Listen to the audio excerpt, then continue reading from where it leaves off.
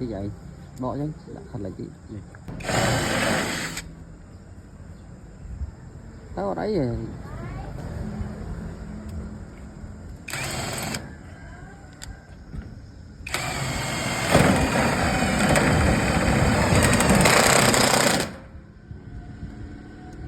đá trong chua khổ